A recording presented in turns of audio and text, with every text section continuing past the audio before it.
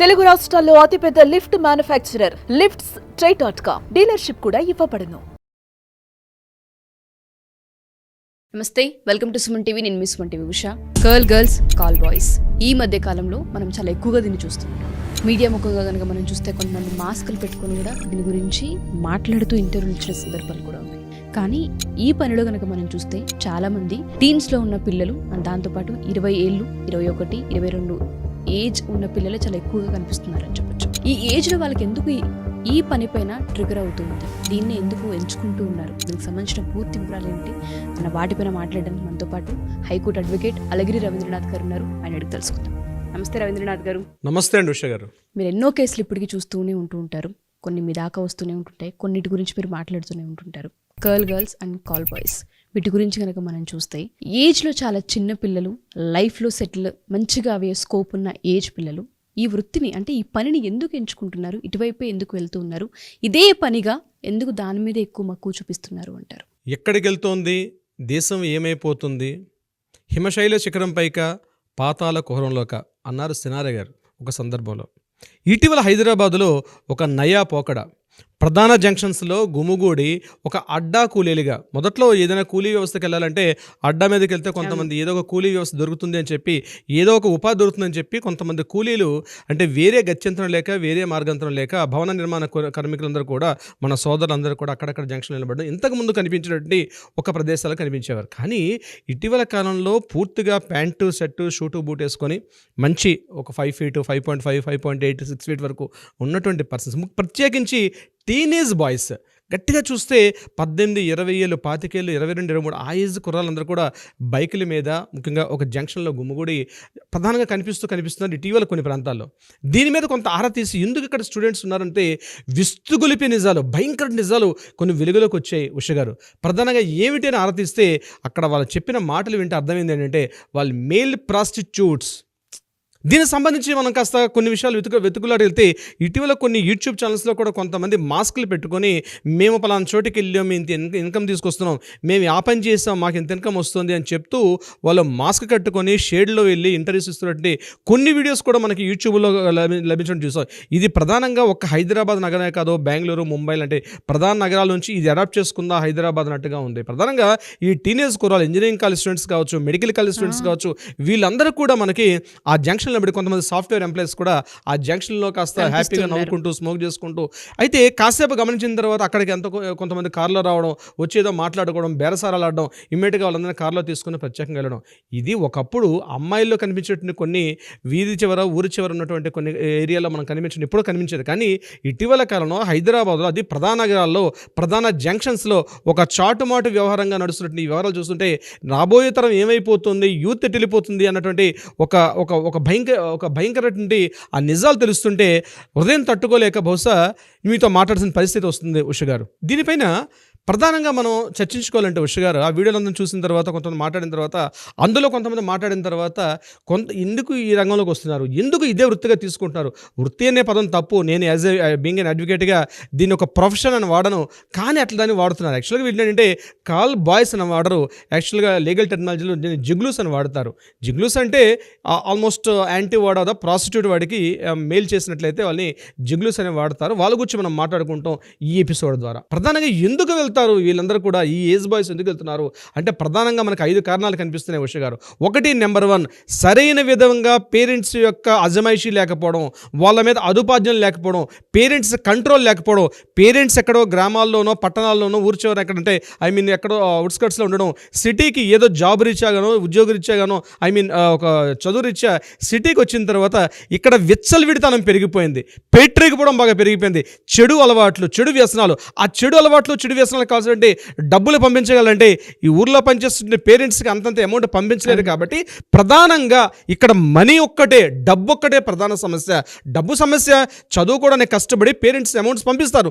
ఇక్కడ మా వేడి ఉద్యోగం చేసుకుంటాడు, సాఫ్ట్వేర్ ఎంప్లాయీస్ చేస్తున్నాడు, లేదా మరొక రంగం ఉద్యోగం చేసుకుంటాడని చెప్పి అక్కడ గ్రామాల్లో, పట్టణాలు వాళ్ళ పేరెంట్స్ అనుకుంటే, ఇక్కడ ఈ అబ్బాయిలు వచ్చి చేస్తున్న పని ఏంటి అంటే ఈ వెధవ రొంపిలోకి దిగి తమ జీవితాన్ని పూర్తిగా నాశనం చేసుకుంటున్నారు నేటి యువతరం. అయితే ఎందుకు డబ్బు ఈజ్ ద ప్రధాన సమస్య, అన్నింటికీ ప్రధానం డబ్బే. ఆర్థిక సంబంధాలు అన్నట్టుగా డబ్బే ప్రధాన సమస్య. ఎందుకు డబ్బు ప్రధాన సమస్య? విచ్చలవిడితనం పెరిగింది, చెడు వ్యసనాలు, చెడు అలవాట్లు, వీటికి అమౌంట్ కావాలి. వీటి కోసం చెప్పి వీడు తప్పుదో మార్గం పట్టడం. అంటే దీనికి కారణాలు ఏమైనా కావచ్చు, అది వేరే ఎపిసోడ్ చేస్తాం. ఎందుకు ఇలా అమ్మాయిలు ప్రవర్తిస్తున్నారని మనం వేరే ఎపిసోడ్ చేద్దాం. అబ్బాయిలు చేస్తున్నారు ఎందుకు ఈ రకంగా ప్రవర్తిస్తున్నారంటే ఒకటి ప్రధానంగా డబ్బు అనేది సమస్య. నెంబర్ 2, పేరెంట్స్ యొక్క అజమాయిషి, పేరెంట్స్ యొక్క కంట్రోల్ లేకపోవడం, పేరెంట్స్కి అబద్ధాలు చెప్పడం, పేరెంట్స్ ఎక్కడో జాబ్ చేసుకోవడం, పట్టణాలు ఉంటారు కాబట్టి ఎక్కడ వేరే ఉద్యోగం ఉంటారు కాబట్టి వీళ్ళ మీద కంట్రోలింగ్ లేకపోవడం, తల్లిదండ్రుల యొక్క పూర్తిగా వీళ్ళ మీద కంట్రోల్ లేకపోవడం మరొకటి. అంటే కంట్రోల్ ఉండాలా ఉండకూడదా అది మనం కంప్లీట్గా ఒక ఎపిసోడ్ చెప్పలేం కాబట్టి ఏదేమైనప్పుడు కూడా తన బిడ్డలు ఏం చేస్తుందో తెలియదు. ప్రధానంగా మొబైల్ వచ్చేసింది, చెడు వ్యసనాలు అలవాట్లు. ఇంటికి వెళ్ళిన తర్వాత ఏమి తెలియనంటే ఒక రాముడు మంచి బాలులా కనిపించినప్పటికీ వాడు వెనకాల వాడు రావణాసుడు అవతారాలు చూస్తే మాత్రం జంక్షన్స్లో నిలబడుతుంటే ముఖ్యంగా east west north south Yadagirigutta junction నుంచి మొదలు పెడితే గచ్చిబౌలి, మాదాపురి ప్రాంతాల్లో కూడా ఇదే రకంగా జరుగుతుంది ముఖ్యంగా స్టూడెంట్స్. నెంబర్ 2, లవర్స్ని మెయింటైన్ చేయడం. నేను పదం వాడాను, లవర్స్, నాట్ లవర్. ఒక అమ్మాయితో ఉండరు, ఒక అమ్మాయితో ఉన్నట్టుగా నటిస్తూ నలుగురు అమ్మాయిలు మెయింటైన్ చేయాలి. మరి నలుగురు అమ్మాయిలు మెయింటైన్ చేయాలంటే వారి ముందు కాస్త హోదా, కాస్త అద్భుతం కనబడాలి కదా. మంచి బైక్స్ మెయింటైన్ చేయాలి, మంచి లావిష్గా బతుకుతున్నటువంటి ఒక లైఫ్ స్టైల్ చూపించాలంటే తప్పనిసరిగా దానికి మళ్ళీ డబ్బే కావాలి. సో లవర్స్ని మెయింటైన్ చేయడం అంటే చెడు వ్యసనాల్లో ఉన్నటువంటి తన ఆరోగ్యాన్ని పాటు చేసే చెడు అలవాట్లతో పాటు లవర్స్ని మెయింటైన్ చేస్తున్నటువంటి యువతనం. అంటే వాళ్ళకి లవ్ ఒక ప్రేమ అన్నది ఒక ఎమోషనల్ అటాచ్మెంట్ ఉండదన్నమాట. ఏముంది ఈరోజు నేను డబ్బు ఉంటే నలుగురితో నేను మెయింటైన్ చేసుకోవచ్చు. ఆ నలుగురు కూడా అమ్మాయిలు కూడా అట్లనే ఉన్నారు. అమ్మాయిలు కూడా కమాన్ మాకేదో మా నిత్యావసరాలు ఆయన కంప్లీట్ చేస్తున్నాడు, మంచి డ్రెస్సులు కొనిపిస్తాడు, మంచి కావాల్సిన రిక్వైర్మెంట్స్ అన్నీ కూడా ఫుల్ఫిల్ చేస్తాడని చెప్పి అమ్మాయిలు కూడా అట్లనే తగలడ్డారు. సో డెఫినెట్గా ఏంటంటే వీడు ఏం చేస్తున్నాడు, 2-3 అమ్మాయిలు మెయింటైన్ చేయడం. ఈ లవర్స్ని మెయింటైన్ చేసే పనిలో పనిగా వాళ్ళు మెయింటైన్ చేయాలంటే డబ్బు సంపాదించాలి. ఆ డబ్బు సంపాదించాలంటే చెడు మార్గం తొక్కాలి. దానికి ఇదే ప్రధాన ఆదాయ వనరుగా తీసుకొని ఈ జంక్షన్ నిలబడడం కూడా ఒక పార్ట్గా మనం చెప్పొచ్చు. నెంబర్ 3, ప్రధానంగా అంటే ఆ ఏజ్ గ్రూప్లో ఉంటే టీనేజ్ దాటి అడాల్సెన్స్కి రావడం, ముఖ్యంగా హార్మోనల్ ఇంబ్యాలెన్స్ ఉండడం. అంటే అప్పుడప్పుడు వాడికి టెస్టోస్టెరాన్ బాడీలో రిలీజ్ అవ్వడం. అంటే నేను చెప్పేది కాస్త సాంకేతికంగా నేను చెప్తున్నాను. బాడీలో ఆ టెస్టోస్టెరాన్ ఎప్పుడైతే రిలీజ్ అవుతుందో బాడీలో వాడికి ఏదో చేసి ఇవ్వాలి. ఈ టైంలో కరెక్ట్గా వాడికి ఒక మిలిటరీలోనో లేకపోతే మరొక రంగంలో పెడితే మంచి వీరుడు సూడు అవ్వచ్చు. కానీ అన్ఫార్చునేట్గా ఈ రోజు వ్యవస్థలన్నీ కూడా వాడిని తప్పుదో పట్టిస్తున్నాయి. ఆ హార్మోన్స్లో వాడు చేయాల్సిన చేయకుండా వాడు అమ్మాయిలు కోరుకోవడం, ముఖ్యంగా అంటే ఒక ఫిజికల్ రిలేషన్స్ కోరుకోవడం. ఆ ఫిజికల్ రిలేషన్స్ రోజుకి ఒకసారి కాదు, రోజుకి 10 సార్లు, రోజుకి 7 సార్లు, రోజుకి 8 సార్లు, అది కూడా డిఫరెంట్ టేస్ట్ ఉండడం. అదొక మానసిక దౌర్బల్యం, అదొక మానసిక వైకల్యం. ఆ మానసిక వైకల్యం ఉన్నట్టుగా అనిపించకుండా నేనేదో పెద్ద హీరోని ఇలా రోజుకి 8 మందితోటో 9 మందితోటో 10 మంది చేస్తే నాలో పెద్ద హీరోయిజం లక్షణం అనుకుని ఆ లోపల ఏదైతే టెస్టోస్టెరాన్ రిలీజ్ అవుతుంటుందో ఆ ప్రాపర్గా దాన్ని కంట్రోల్ చేసుకునే మెథడ్, కంట్రోల్ చేసే సిస్టమ్ అనేది ఈరోజు సిస్టమ్స్లో లేకపోవడం వల్ల వాడు కంప్లీట్గా అంటే ఫ్రీడమ్ అనమాట. అంటే ఒక 17-18 ఏళ్ళు వచ్చేసరికి ఏమవుతుందంటే నేను పెద్ద హీరోని, నా తల్లిదండ్రుల కన్నా నేనే చాలా గొప్పవాడిని, డబ్బు సంపాదించాలి. సో ఆ టైప్ ఆఫ్ మైండ్ సెట్ రావడానికి కూడా మానసికంగా ఏం చెప్తుంది, సైన్స్ పరంగా ఏం చెప్తుంది అంటే వాళ్ళు రిలీజ్ అవుతున్న హార్మోనల్ ఇంబ్యాలెన్స్, అంటే హార్మోనల్ ఓవర్ రిలీజ్ అవ్వడం. ఎందుకు హార్మోన్ రిలీజ్ అవుతుంది? వాడు చేస్తున్న చెడు వ్యసనాలు. అంటే ఇట్స్ ఒక సైకిల్ అండి, ఒక వలయం ఇది. అంటే వాడు చేస్తున్న అలవాట్లకి ప్రత్యామ్నాయంగా వాడికి మందు అలవాటు ఉంటుంది. ఆ మందు, సిగరెట్స్ తాగడం వల్ల తెలియకుండానే అవి కాస్త ఇంట్లో బాడీలో ఉన్నటువంటి ఆ హార్మోన్స్ ప్రేరేపితం అవుతాయి. అంటే ఒకసారి షూటప్ అవుతాయి. డెఫినెట్గా వాటి రిక్వైర్మెంట్ కావాలి, వాటిని చల్లబరుచుకోవాలి. ముఖ్యంగా హత్యలు, మానభంగాలు చేయడానికి కూడా ప్రధానంగా ఇదే కారణం. అనేక చోట్ల మనం చూస్తున్నాం. సో హార్మోనల్ ఇంబ్యాలెన్స్ని కంట్రోల్ చేసుకోవడం, తన మీద తనకు ఒక కంట్రోల్ లేకపోవడం కూడా ఇదొక ప్రధాన కారణంగా చెప్పుకోవచ్చు ఉష గారు. సో ఉష గారు, ఇప్పుడు కారణాలు ఏవైనా సరే, ఈ కారణం వల్ల జరిగిందా, ఆ కారణం వల్ల జరిగిందా, ఏ కారణం వల్ల జరిగిందని కాకుండా వాడు పూర్తిగా చెడిపోయి భ్రష్టు పట్టిపోతున్నాడు. ఈరోజు తనకు కావాల్సిన తన రిక్వైర్మెంట్స్, ఇంకోటి మీరు చెప్తే ఆశ్చర్యపోతారు, మొన్న మెడికల్ ఏజెన్సీ వాళ్ళు కూడా రిపోర్ట్ చేస్తున్నారండి, వయాగ్రాస్ కూడా ఎక్కువగా వాటి యొక్క పర్చేజ్ అంటే వినియోగం ఇంతకుముందు మెడికల్ షాప్లో కంట్రోల్ ఉండేది. ఒక ట్యాబ్లెట్ 2 ట్యాబ్లెట్స్ ఏదో అవసరం ఉండేది. ఈరోజు ఆ ట్యాబ్లెట్స్ మీద కంట్రోల్ లేకుండా డ్రగ్ కంట్రోల్ బోర్డు వాళ్ళు రీసెంట్గా మొన్న ఒక రిపోర్ట్ కూడా రిలీజ్ చేశారు. దాంట్లో హైయెస్ట్గా రీసెంట్గా ఏంటంటే హైయెస్ట్ పర్చేజింగ్ కెపాసిటీ, వినియోగం చాలా ఎక్కువగా పెరిగిందట వయాగ్రాల యొక్క. కొన్ని వాడు ఎన్ని ట్యాబ్లెట్స్ కావాలి, అన్ని ట్యాబ్లెట్స్ 10 కావాలా 20 కావాలా డెఫినెట్గా ఇచ్చేయడం కూడా, విచ్చలవిడితనంగా అవి ఇవ్వడం కూడా, అంటే కంట్రోల్ లేకపోయినప్పుడు కూడా వాడు లేని శక్తిని తెచ్చుకొని కూడా ఈ యొక్క పెడద్రోల పట్టడం కూడా ఒక విధంగా అది కూడా కారణం. అంటే నేను ఇప్పుడు చెప్తుంది ఏంటంటే కారణాలు ఏవైనప్పుడు కూడా అర్థం చేసుకోలేకపోతున్నాడు యూత్ ఈరోజు. అంటే చెబితే నువ్వు మాకు చెప్పే అంతటి వాడవా, ఎవరైనా చెప్పే ప్రయత్నం చేస్తే కూడా వాడు అర్థం చేసుకునే స్థితి కోల్పోయి వాడు ఒక రావణాసులుగా తయారయ్యే పరిస్థితి వచ్చేసింది. ఎందుకంటే కారణం ఏమైనప్పుడు కూడా కావచ్చు. ఈ పనిలో వీడియో ఒక 5 years 6 years చేస్తాడు, కానీ అర్థం చేసుకోలేకపోతున్నాడు. కొద్ది రోజులకి తన ఆరోగ్యం ఏమైపోతుంది. ఒకవేళ భవిష్యత్తులో మ్యారేజ్ చేసుకునో లేకపోతే తన భార్యతోటి ఒక హ్యాపీయెస్ట్ మూమెంట్ని సోషల్ లైఫ్ని డీల్ చేయాలనుకుంటే దౌర్భాగ్యుడిగా మారిపోతున్నాడు. మానసిక దౌర్బల్యం ఒక్కడే కాదు, శారీరక దుర్బలత్వం కూడా వస్తుంది అనేటువంటి జ్ఞానం కోల్పోయి ఈరోజు వాడు విచ్చలు విడతాను మీడియా ముందుకు వచ్చి మాట్లాడడం ఏంటంటే వాడు ఏమైనా పెద్ద దేశానికి ఏమైనా పొడిచింది ఏంటి, లేకపోతే వాడు సమాజానికి చేసిన న్యాయం ఏంటి? మాస్కులు వేసుకొని అందజేశాను, ఇది చేశాను, నాకు అట్లా జరిగింది, నా డబ్బు అవసరం కోసం వేరే మార్గ గత్యంతరం. అరే అడుక్కోరా బాబు, లేకపోతే అంతేగా నువ్వెందుకు సమాజానికి చీడపురుగ్గా తయారయ్యావు? ఇప్పటికే సమాజంలో ఈ ప్రాస్టిట్యూట్స్ అనే వ్యవస్థ మీద ఇప్పటికే సగానికి పైగా ఆడపిల్లల వ్యవస్థ దౌర్బల్యం పట్టేసింది. డెఫినెట్గా మీరు తప్పన్నా అవునన్నా కాదనుకున్న సమాజం ఉంది.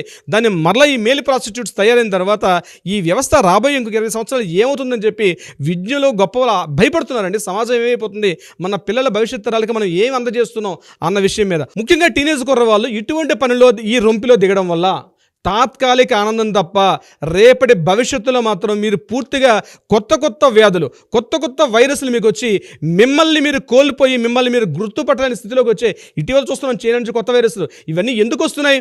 బహుశా కారణాలు వెతుక్కునేసరికి 20 ఏళ్ళు పడుతుందేమో, కానీ జరగాల్సిన డ్యామేజ్ మాత్రం పూర్తిగా జరిగిపోతుంది.